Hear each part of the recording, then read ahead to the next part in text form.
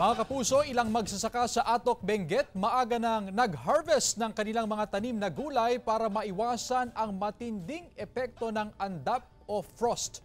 Ang detalye ihahatid live ni Russell Simorio ng GMA Regional TV 1 North Central Luzon. Russell?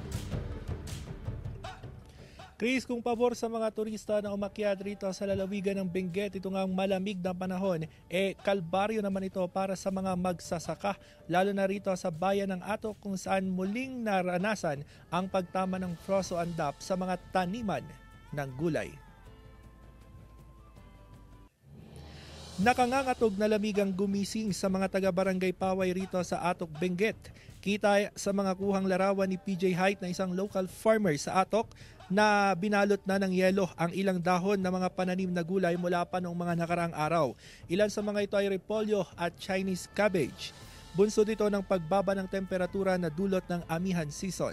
Pangamba ng mga magsasaka na masirang kanilang pananim, nahahantong sa kakaunting ani dahil sa pagtama ng frost. Sa pag-iikot naman natin sa mga taniman ng gulay dito nga sa Barangay Paway, napansin natin na malamig na tubig o hamog lang yung bumalot sa mga tanim. Sabi ng mga magsasaka, malaking bagay raw yung paglakas ng hangin para hindi tuluyang maging yelo ang mga ito. Bago pa lumala ang epekto ng frost, nakita natin nagsagawa na ng harvest sa mga magsasaka. Naabutan natin kanina ang mga magsasaka na nag-harvest ng mga tanim na repolyo sa 4,000 square meters na pananim nila. Ibibiyahin nila ang mga repolyo sa vegetable trading post sa La Trinidad, Benguet. Gayunman, nagsasagawa na rin ng monitoring ang Department of Agriculture Cordillera sa mga tanimang apektado nga ng andap. Inaalam na ang halaga ng pinsala. Tuloy-tuloy naman ang pamamahagi ng assistance ng DA. Tinutulungan nila ang mga magsasaka para mabilis na maibenta itong kanila mga aning gulay. Tumulong din ang mga kawani ng DA sa pag-harvest ng mga pananim na repolyo sa bayan naman ng Mankayan.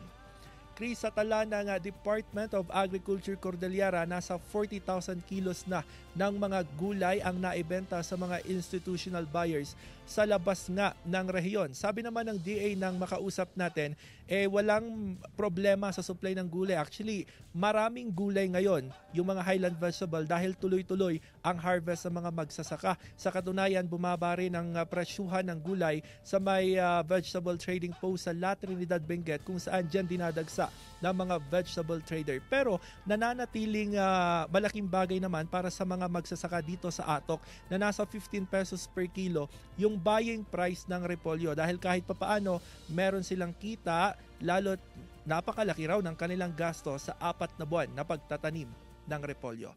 At yan muna ang latest mula rito sa Atok, Benguet. Balik sa'yo, Chris. Maraming salamat, Russell Simorio ng GMA Regional TV 1 North Central Luzon.